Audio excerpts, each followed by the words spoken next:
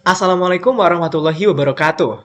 Perkenalkan, saya Irfan Dwi Putra dengan NIM G41230023, absen 1, golongan 6A.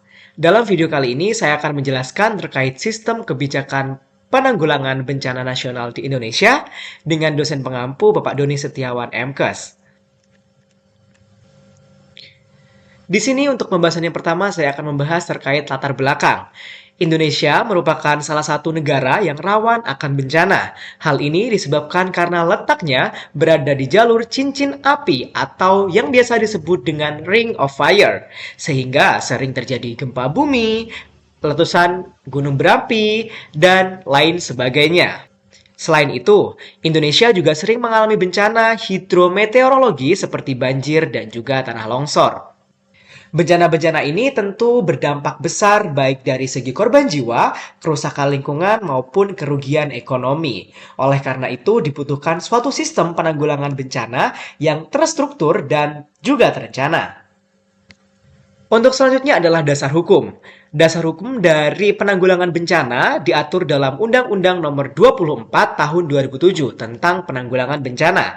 Nah, selain dasar hukum tersebut, juga digunakan beberapa peraturan seperti yang pertama PP Nomor 21 Tahun 2008 tentang penyelenggaraan penanggulangan bencana serta Perpres Nomor 8 Tahun 2008 tentang pembentukan BNBP.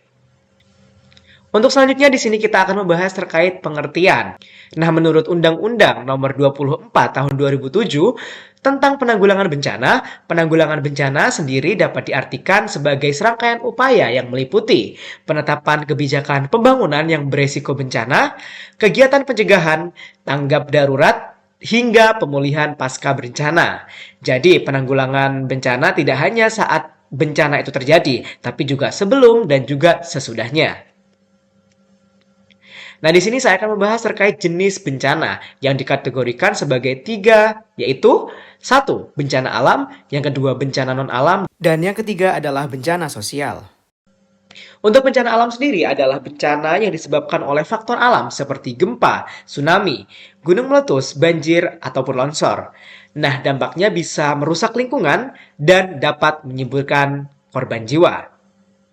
Untuk bencana selanjutnya adalah bencana non-alam, yakni bencana yang disebabkan oleh aktivitas manusia atau teknologi, seperti wabah penyakit, kebakaran besar, dan pencemaran. Dampaknya sendiri bisa ke kesehatan, ekonomi, dan juga lingkungan.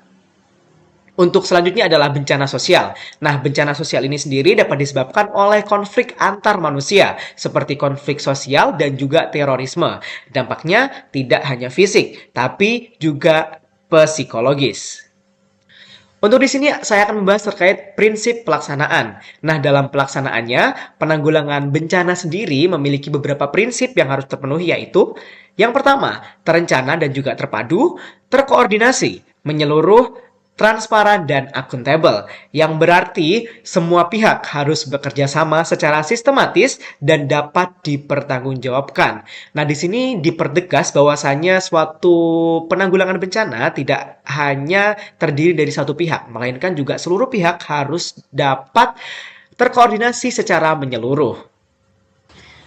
Untuk selanjutnya adalah tujuan. Nah, tujuan utama penanggulangan bencana diantaranya adalah melindungi masyarakat dari ancaman bencana, menjamin penanganan yang cepat dan efektif, meningkatkan peran serta masyarakat, dan membangun budaya sadar akan bencana. Jadi, bukan hanya reaktif, melainkan juga preventif. Sistem penanggulangan. Nah, sistem penanggulangan di Indonesia dibagi menjadi tiga tahap utama. Di antaranya, yang pertama, pra-bencana. Yang kedua, tanggap bencana. Dan yang ketiga, pasca bencana. Ketiga tahap ini saling berkaitan dan membentuk suatu sistem yang utuh. Di sini saya akan menjabarkan terkait tahapan-tahapan tersebut. Untuk tahapan yang pertama yaitu prabencana. Nah, pada tahap prabencana ini fokus utamanya adalah pencegahan dan juga mitigasi. Contohnya, edukasi kepada masyarakat, pembuatan peta rawan bencana, pembangunan infrastruktur yang tahan bencana. Nah, tujuannya sangat jelas, yakni agar dampak bencana dapat diminimalkan sebelum bencana itu terjadi. Yang kedua adalah tanggap bencana. Nah, pada tanggap darurat dilakukan saat bencana itu terjadi. Kegiatannya dapat meliputi evakuasi korban, penyelamatan, pemenuhan kebutuhan dasar seperti makanan dan tempat tinggal, serta perlindungan terhadap kelompok yang rentan. Nah, tahap ini harus dilakukan dengan cepat dan juga tepat karena terjadi pada saat bencana itu terjadi. Tahapan yang ketiga adalah pasca bencana. Nah, setelah bencana, masuk ke tahap pasca bencana yang terdiri dari beberapa poin, yaitu yang pertama adalah rehabilitasi, yaitu pemulihan kondisi masyarakat. Yang kedua adalah rekonstruksi, yaitu pembangunan kembali infrastruktur yang telah hancur yang diakibatkan oleh bencana. Nah, tujuannya agar kehidupan masyarakat bisa kembali normal.